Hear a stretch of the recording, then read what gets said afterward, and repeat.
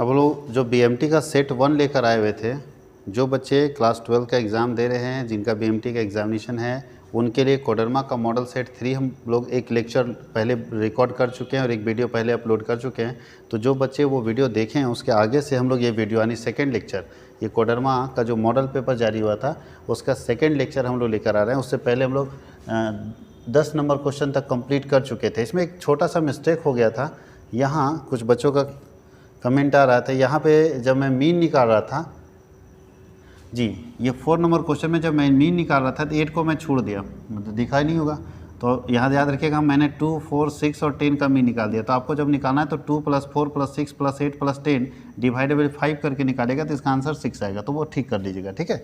By mistake वो नहीं दिखा होगा, इसलिए 4 संख्या का निकाले, आपको निकालने पता चल गया ना कैसे निकालते हैं। बस यहाँ एक संख्या छूट गया था तो आप पाँचों को जोड़ेंगे और 5 से डिवाइड करेंगे तो इसका आंसर 6 आएगा, वो चेक कर लीजिएगा। अब हम लोगों को यहाँ बोला है 11 नंबर क्वेश्चन हम लोग पहले बना लेते हैं। 11 नंबर क्वेश्चन में आपको मोड निकालने के लिए बोल रहा है इसका। तो कैसे निकालेंगे मोड? तो मोड में हम लोग क्या करते हैं, यहीं पे बना देते हैं। मोड यहीं पे आसान पड़ेगा। सबसे पहले हम लोग लेते हैं क्लास दिया हुआ 100 से 200, 200 से 300। ये समझिए हर चैप्टर का प्रैक्टिस हो रहा है। अगर एक बार मोड का क्वेश्चन सीख गए तो दोबारा कहीं भी मोड पूछे आपसे बन जाना चाहिए, ये प्रैक्टिस होता है। ऐसा नहीं कि 15-15 मॉडल पेपर देख रहे हैं और कुछ समझ नहीं आ रहा, मज़ा नहीं है। एक बार अगर कंटिन्यूस सीरीज में मोड निकालने आप सीख गए तो आप सारे क्वेश्चन मोड के बना लेंगे।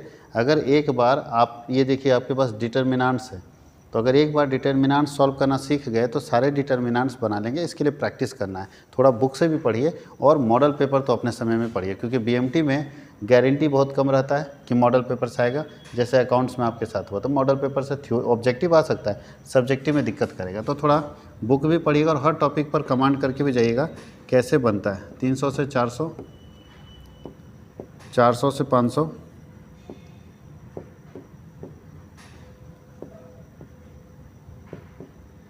500 से 600, यहीं तक है। अब चलते हैं फ्रीक्वेंसी। फ्रीक्वेंसी क्या क्या है इसका? तो फ्रीक्वेंसी है 15, 18, 30, 20 और 17। और हम लोग को यहाँ कुछ नहीं करना होता है, मोड में देखना होता है सबसे बड़ा फ्रीक्वेंसी कौन है। जब से सबसे बड़ा फ्रीक्वेंसी उसका मोड लाइन बोलते हैं, और मोड लाइन के सामने वाला F1 होता है, ऊपर वाला F0 होता है, नीचे वाला F2 होता है, और ये होता है मोड क्लास। तो यहाँ मोड क्लास हमारा कहाँ से कहाँ तक है?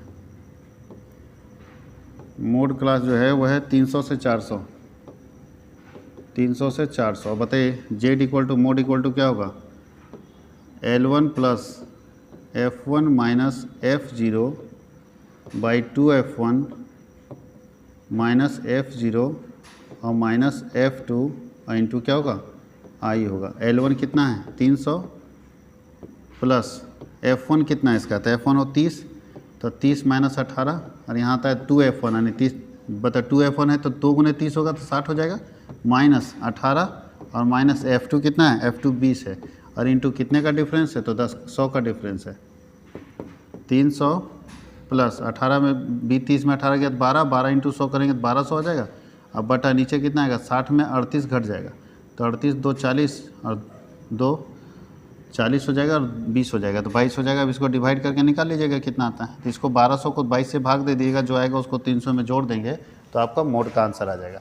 अब ध्यान दीजिए, ये तो 11 नंबर क्वेश्चन था। कितना नंबर है? भले 12 नंबर के अंदर बना दिए, 12 नंबर नहीं था, 12 नंबर क्वेश्चन यहाँ पे बना रहे, ठीक है।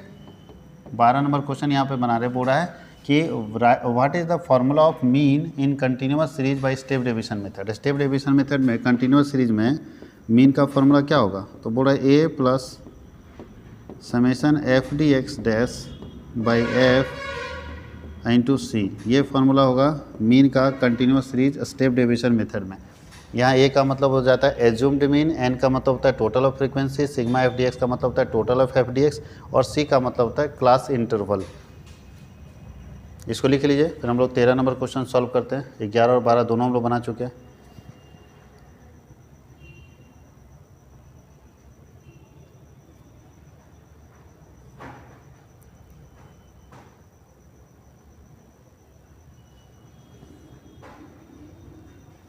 चलते हम लोग आगे। तो देखिए 13 नंबर में डिटर्मिनेंट्स निकालना है, तो यहीं पे डिटर्मिनेंट्स निकाल देते हैं। 13 नंबर क्वेश्चन यहीं पे सॉल्व कर देते हैं, जगह अपने पास है ही। क्वेश्चन नंबर 13 हम लोग सॉल्व कर रहे हैं। बोला डिटर्मिनेंट्स निकालना है, x 4 x 2 x 2 3 1 5 और इसका बोला है इक्वल टू 0। सॉल्व करिए इसको। कैसे सॉल्व करेंगे, इसका डिटर्मिनेंट्स कैसे निकालेंगे? इसका मतलब है सॉल्व। देखिए अब यहाँ प्रूव करने बोल रहा है, सॉल्व करने बोल रहा है, यही का तो कन्फर्म नहीं है। यहाँ 3/3 का मैं डिटर्मिनेंट्स दे दिया, तो इसको सॉल्व कैसे करेंगे? तो चलिए ध्यान दीजिए। सबसे पहले हम लोग डिटर्मिनेंट सॉल्व करेंगे, तो सबसे पहले क्या बताए थे कि इसका कोफैक्टर निकालना पड़ेगा। तो जिसका कोफैक्टर निकालते हैं उसको बाहर कर देते हैं। तो जब x को बाहर की थी, इसका रो और कॉलन गायब हो जाएगा। इसका रो और कॉलन गायब हो जाएगा तो क्या होगा, 5 को ध्यान दीजिएगा, ये रो और ये कॉलन दोनों गायब हो जाएगा। तो रो और कॉलन गायब हो जाएगा तो बचेगा ये चारों, और ये चारों पहले ऐसे मल्टीप्लाई करेंगे, फिर उसमें माइनस करेंगे ऐसे। तो x को 5 से करेंगे तो 5x और माइनस करेंगे 2, पहला हो गया। प्लस हो गया, उसके बाद माइनस, माइनस में कौन सा बाहर आएगा, 2 बाहर आएगा। तो 2 बाहर आएगा तो क्या आएगा इसका वैल्यू, 2 बाहर अगर आता है तो इसका वैल्यू फिर ये जाएगा कॉलन और ये जाएगा रो। तो ये और ये चला जाएगा, 4 × 5 = 20 और माइनस x हो जाएगा। अब प्लस तीसरे में 3 अगर बाहर होता है तो क्या आएगा, तो 3 बाहर आएगा तो ये जाएगा तो बचेगा 8 - x²। 8 - x² बराबर 0। और तो इसका कोई चांस हो नहीं सकता, क्योंकि हल कीजिए सिर्फ लिखा है। x का वैल्यू कैसे निकलेगा, तो इसी से एक x का वैल्यू हम लोग फाइंड आउट कर सकते हैं। कितना आता है, 5x² - 2x - 40 plus 2x minus plus 8 × 24 और प्लस माइनस 3x³ बराबर 0। तो इसको सॉल्व कीजिए, इससे इक्वेशन बनेगा। तो 5 आपके पास x² है, 5x² में 3x² जाएगा तो बचेगा 2x² और 2x यहाँ पे है प्लस में और यहाँ मैं माइनस में कट गया। तो बताइए 2x² माइनस में 40 और प्लस में 24, तो अगर इसको ऐड लेस करेंगे तो माइनस में बचेगा 16 बराबर 0। तो बताइए 2x² बराबर क्या होता है, ये -16 उधर जाएगा तो +16, इसलिए x² बराबर क्या होगा बताइए, x² बराबर होगा 16/2 और 16/2 कितना आता है 8। अभी तो वैल्यू कटेगा नहीं, कहीं मिस्टेक हो रहा है, कहीं इसमें मिस्टेक हो रहा है, कुछ ना कुछ मिसिंग है इस क्वेश्चन में। क्योंकि हल कीजिए, क्या सॉल्व करेंगे, अगर हम इक्वल टू 0 लेके सॉल्व करते हैं, डिटर्मिनेंट्स को सॉल्व भी कर रहे हैं, तो हम लोग डिटर्मिनेंट सॉल्व करने में कहीं मिस्टेक नहीं। 5² 5 2x 40, ये माइनस प्लस हो गया 2x, ठीक है। 8 × 24, 8 ही तो हैगा, यहाँ पे 8 ही होगा ना, ये जाएगा ये जाएगा, तो 4 दूनी 8 - x², ठीक है, और 3x²। अब आगे सॉल्व करते हैं। 5x² में 3x² माइनस होगा 2x², 2x और ये प्लस माइनस हो जाएगा, यहाँ 24 और 6 30 और 10 40, 16 माइनस में बचेगा बराबर 0। तो अगर हम लोग 16 को इधर कर दें तो हो जाता है 2x² / 16, तो यहाँ 8 आ जाता है, x² / 8। अभी 8 कैसे तोड़ेंगे, पता नहीं किस तरह से सॉल्व करने के लिए दिया हुआ है, या कुछ ना कुछ क्वेश्चन में मिसिंग दिया हुआ है, कुछ ना कुछ मिसिंग है इस क्वेश्चन में। हम लोग इसको कैसे सॉल्व करेंगे, लेकिन बनेगा इसी टाइप से जो आपको बताया गया है, सेम टाइप से यहाँ क्वेश्चन बनने वाला है। आप लोग ध्यान दीजिएगा, कुछ ना कुछ यहाँ मिसिंग है। अगर आपको 0 लाना है तो 0 कैसे आएगा यहाँ पे, अगर हम डिटर्मिनेंट्स निकालते भी हैं तो 0 नहीं पहुँच रहा है, फिर भी हमारे पास कुछ ना कुछ वैल्यू आ जा रहा है। कैलकुलेट करने के बाद 0 आना मुश्किल है। चलिए अब हम लोग चलते हैं नेक्स्ट क्वेश्चन की तरफ। तो आपके पास लिखा है कि interpolate the missing value in the following table. इस टेबल में इंटरपोलेट कीजिए मिसिंग वैल्यू को। 15 नंबर क्वेश्चन में क्या लिखा हुआ है, तो पहले आपके पास ईयर दिया हुआ है और पॉपुलेशन दिया है। इंटरपोलेशन करना याद कीजिए, तो इंटरपोलेशन में 1961 है, 1971 है, 1981 है और 1991 है, 2001 है और 2011 है, ठीक है। वैल्यू है 360, मिसिंग है 425, मिसिंग है 465 और 501। अब वैल्यू पुट कीजिए, तो हम लोग पहले पुट करते हैं y0, y1, y2, y3, y4 and y5। याद आ रहा है, तो सबसे पहले हम लोग लिखेंगे y - 1 पर और जितना वैल्यू दिया उसका वैल्यू 1 2 3 4, तो 4 का फॉर्मूला लिखेंगे तो होता है y4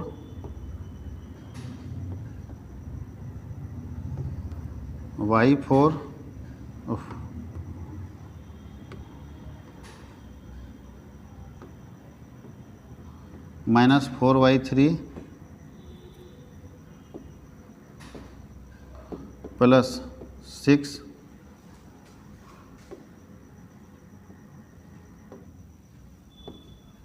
12 को 6 से करेंगे 6 ना आ जाएगा, 2 से करेंगे तो 6y2 minus 4y1 plus y0 equal to 0। ये फॉर्मूला बनेगा हम लोगों का। 4 वैल्यू दिया हुआ है आपके पास। तो चलिए y4 से शुरू करते हैं। y4 का वैल्यू कितना है? y4 का वैल्यू आपका है 465 माइनस 4y3, तो y3 तो मिसिंग है तो 4y3 रहने दीजिए, प्लस 6y2 का वैल्यू है 425 माइनस 4y1 रहने दीजिए, और प्लस y0 कितना है 360 और बराबर 0। तो जानते हैं इससे एक इक्वेशन बन के आएगा। इसको सॉल्व कीजिएगा, इक्वेशन बनेगा। एक और इक्वेशन बना लीजिएगा आप लोग। क्या करना बताए थे? अगर इस तरह का क्वेश्चन रहता तो बताए थे ऊपर वाला सब सेम रहेगा, नीचे वाला बेस चेंज हो जाएगा। बेस चेंज कीजिए, y4 को क्या कर देना है y5 माइनस 4y3 है उसको कर देना है y4, प्लस 6y2 को कर देना है y3 माइनस 4y1 को कर देना है y2 और प्लस y0 को कर देना है y1 इक्वल टू 0। अब फिर वैल्यू पुट करके एक इक्वेशन बना लीजिए, और इससे एक इक्वेशन आएगा, इससे भी एक इक्वेशन आएगा। दोनों इक्वेशन को सॉल्व कर दीजिएगा तो इसका y1 और y3 का वैल्यू निकल जाएगा। बन सकता है।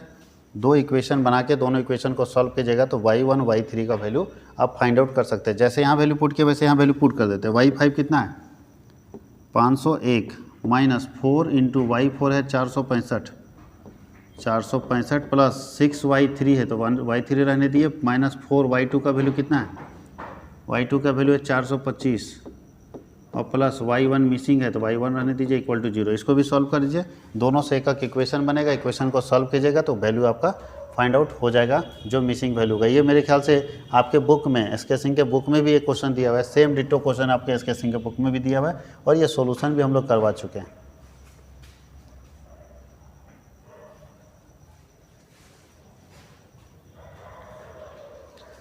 अब चलते हैं यहाँ पे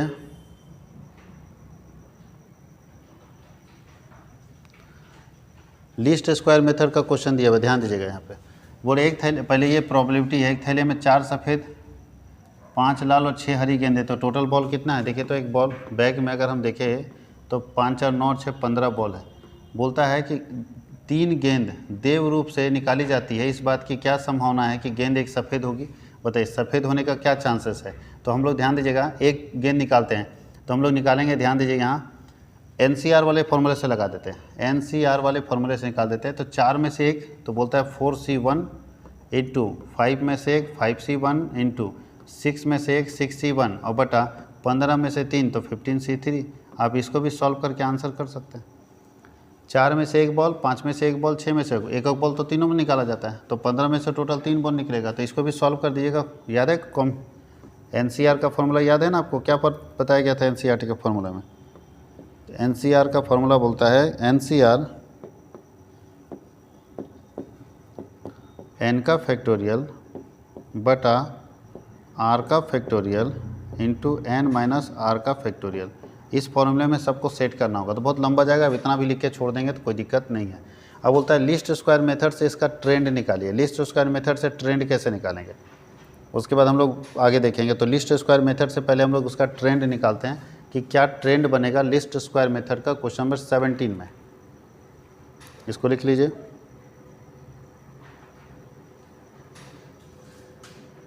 चलिए देखिए यहाँ लिस्ट स्क्वायर मेथड से ट्रेंड निकाल के बता देते हैं क्या बनेगा।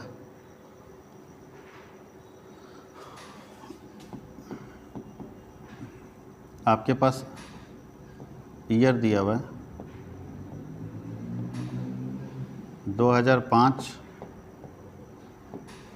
2006, 2007, 2008, 2009। आपके पास y दिया है। y मतलब एक डेटा आपके पास जो दिया है उसको y से हम लोग डिनोट कर रहे हैं। 35 ऊपर में 3 जीरो याद रखिएगा, लाख है ना, 1000 दिया हुआ है। दूसरा 56, तीसरा 76, चौथा 80 और 48 ये दिया हुआ है। तो हम लोग कैसे निकालेंगे लिस्ट स्क्वायर मेथड में? सबसे पहले ध्यान दीजिएगा, हम लोगों को लिस्ट स्क्वायर मेथड से ट्रेंड निकालना है। तो लिस्ट स्क्वायर मेथड में ट्रेंड निकालने के लिए आपको n चाहिए। तो n बराबर होता है नंबर ऑफ ईयर, 1 2 3 4 5 साल।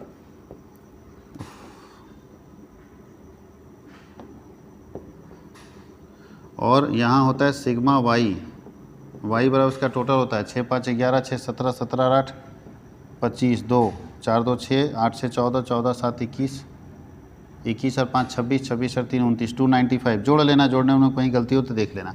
आपको हमसे एक सिस्टम बता रहे, कहीं प्लस माइनस में 1 2 रुपये आगे पीछे हो जाए तो सब कमेंट करने लगता है कि गलत हो गया।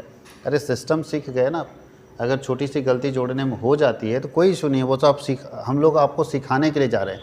मैथमेटिक्स में कहीं कैलकुलेशन मिस्टेक हो गया कोई बात नहीं, आप उसको एक कंसीडर कीजिए और आप आगे बढ़ते जाइए। आपको सीख गए कि कैसे बनना है, आप बनाइए, आपका सही आंसर है, अच्छी बात है। तो इसमें हम लोगों को 2 चीज़ निकालना है, ए और बी एक्स। तो ए बराबर होता है सिग्मा वाई बटा एन, तो ए बराबर तो निकल गया 295 और बटा 5 करेंगे तो 5 5 25, 4 9 5 45, 59 निकल गया। अब बी निकालने के लिए हमको क्या करना होगा, इसमें से डेविएशन लेना होगा बीच वाले से। तो बीच वाला कौन होता है, देखिए बीच वाला 2007 है, तो यहाँ लिखिए डेविएशन फ्रॉम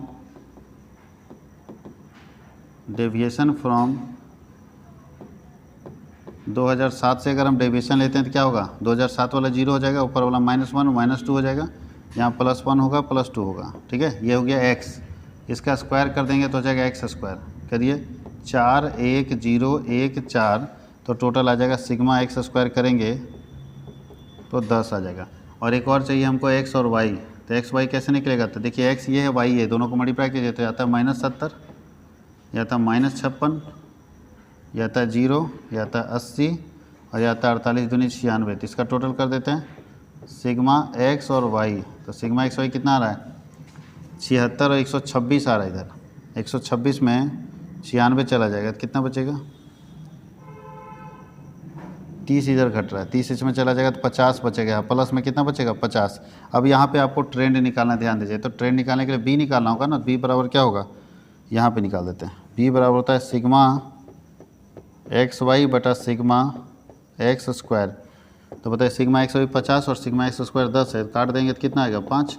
तो ए बराबर भी निकल गया, बी बराबर भी निकल गया, ए निकल गया, बी निकल गया। तो आपको निकालना है यहाँ वाई सी का मतलब ट्रेंड, ए प्लस बी एक्स, ए प्लस बी एक्स। तो ए और बी का वैल्यू निकल गया, एक्स का वैल्यू पुट कर दीजिए। देखिए पहला पुट कर देते हैं, ए का वैल्यू 59 प्लस बी का वैल्यू कितना है 5 और x का वैल्यू यहाँ पे देखिए इंटू का साइन है, ये x का वैल्यू पहले जगह पे क्या है -2, तो -2 कर देंगे इंटू -2। तो मतलब 5 दूनी 10, 10 इसमें घट जाएगा तो बचेगा 49, दूसरे में होगा 59 प्लस 5 इंटू एक्स के जगह पे -1 है तो 5 इसमें घट जाएगा तो कितना बचेगा 54। फिर यहाँ होगा 59 प्लस 5 इंटू 0 कर देंगे, 0 हो जाएगा तो बचेगा 59। उसके बाद आता है 59 प्लस 5 इंटू 1 तो आता है 64, और ये इसका बाद आता है 59 प्लस 5 इंटू 2, 5 दूनी 10 तो 69 आ जाता है। ये हमारा वैल्यू होगा ट्रेंड का, और यही ट्रेंड आपको निकालने के लिए बोल रहा है। देख लीजिए, कहीं अगर कैलकुलेशन मिस्टेक होगी इग्नोर करके आप अपना सिस्टम सीख लो कैसे बनाना है और बनाते जाइए। डिजिटल बोर्ड इतना सामने ही रहता है कि कोई ना कोई आइटम छूट ही जाता है बाई मिस्टेक।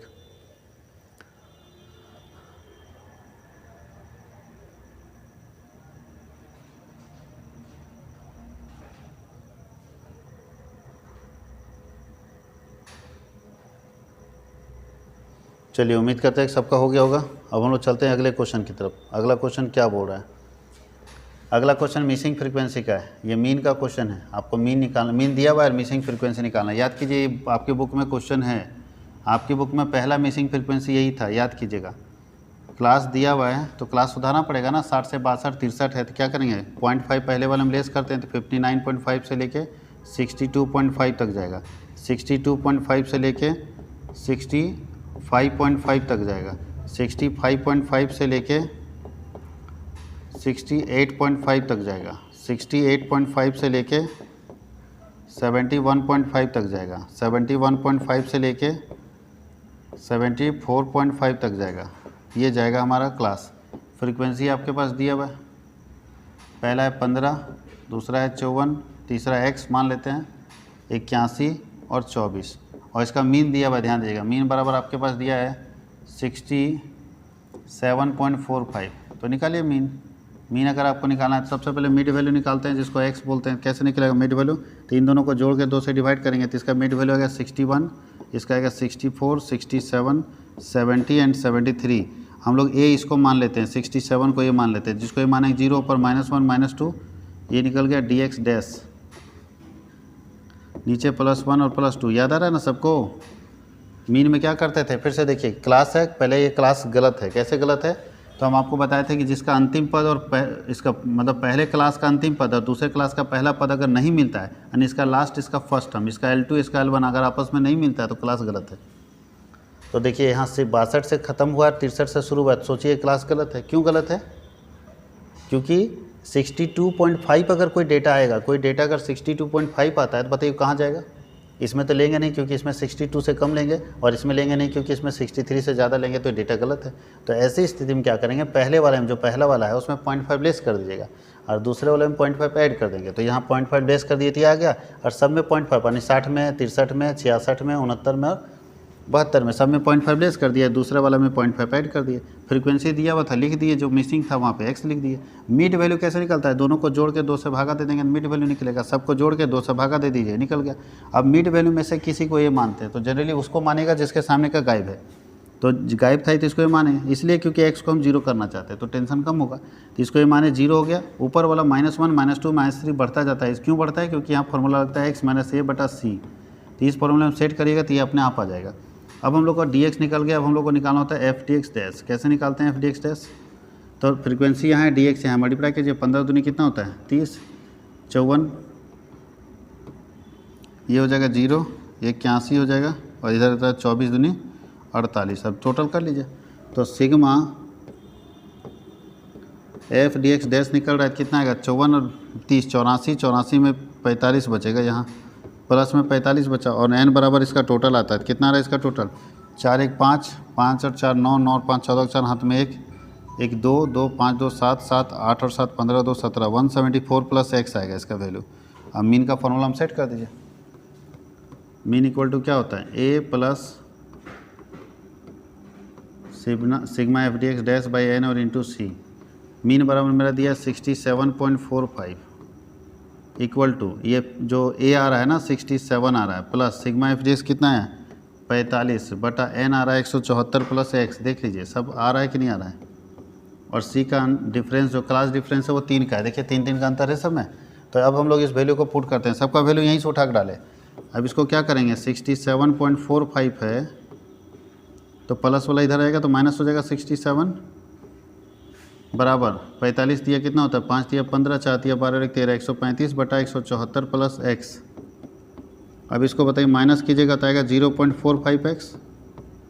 0.45 बराबर 135 बटा 174 प्लस x। क्रॉस कर सकते हैं, ये आप ही के बुक का क्वेश्चन है, याद रखिएगा।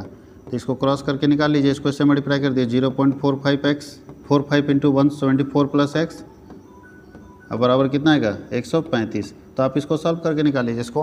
इसको क्या करेंगे, इससे भी मल्टीप्लाई करेंगे, इससे भी मल्टीप्लाई करके वैल्यू निकाल देंगे पुट करके। जो भी आएगा आप वैल्यू इसमें पुट कर सकते हैं कि कितना आ रहा है।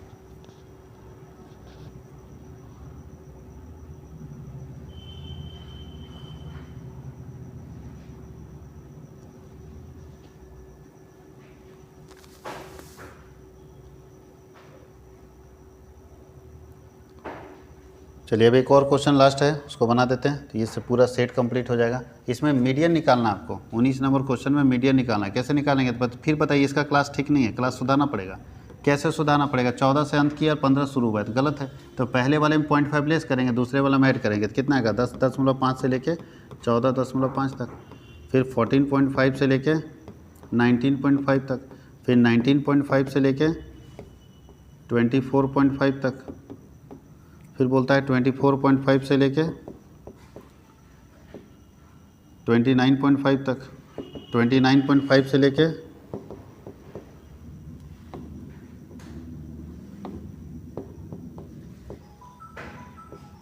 34.5, 34.5 से लेके 39.5 तक जाएगा।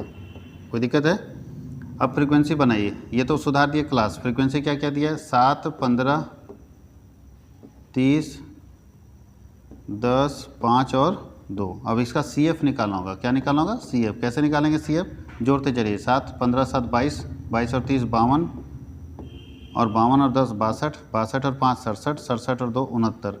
यानी इसका n बराबर कितना आ जाएगा 69। अब मीडियन का फॉर्मूला क्या होता है, m बराबर होता है size of n by tooth, तो n हमारा 69 है और बाई 2 करेंगे तो कितना आता है 34 दूनी 38 34.5 34.5 आइटम आएगा। बताइए ये मेरा मीडियन लाइन ही कहलाता है। तो इससे हम लोग क्या करते हैं, देखते हैं इससे पहली बड़ी संख्या जो CF में हो वो मेरा मीडियन लाइन होगा। तो CF में इससे बड़ी संख्या कौन है, ये मीडियन लाइन हो गया। अब यहाँ से ढूंढिए, ये CF हो जाएगा,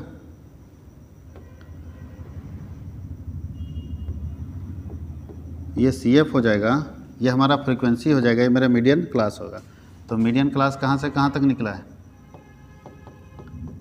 19.5 से लेकर 24.5 तक। और मीडियन बराबर क्या होगा L1 plus I by f into M minus CF। बताइए मीडियन बराबर अपने पास नहीं, L1 तो है ना, L1 है 19.5 प्लस I बराबर कितने का अंतर है 5 का, और बटा फ्रीक्वेंसी कितना है, फ्रीक्वेंसी 30 है, और इंटू M बराबर कितना है, मीडियन लाइन हम लोग का कितना निकला है 34.5 है माइनस CF जस्ट इसके ऊपर होता है 22। अब इसको सॉल्व कर सकते हैं, इसको सॉल्व कीजिएगा तो मीडियन का आंसर निकल जाएगा। तो लगभग क्वेश्चन आप देखिए तो बहुत सिंपल क्वेश्चन पूछा जा रहा है। आप कम से कम मैथ्स में जो स्टैटिस्टिक्स का पोर्शन है, mean, median, mode, geometric mean, harmonic mean से क्वेश्चन ही नहीं डाला है, बहुत कम क्वेश्चन डाला है। उसके बाद टाइम सीरीज हो गया आपका, इंटरपोलेशन, एक्स्ट्रापोलेशन होगा, प्रोबेबिलिटी हो गया, ये आसानी से आप बना सकते हैं। स्टैट्स का पोर्शन आसान है, अगर आप मीन मैथमेटिक्स का पोर्शन देखेंगे तो थोड़ा क्रिटिकल है, लेकिन उतना भी नहीं है। अगर आप हर चैप्टर को अच्छे से पढ़ें, बारीक नज़र आपकी है, तो आप सारे चैप्टर्स को अच्छे से कर सकते हैं। अगर ज़रूरत पड़ा तो कल भी हम लोग 1-2 वीडियो दे देंगे, ताकि आपका और प्रैक्टिस हो सके और आप अच्छे से एग्जामिनेशन लिख सके। तो अच्छे से तैयारी कीजिए और लगे रहिए। Thank you.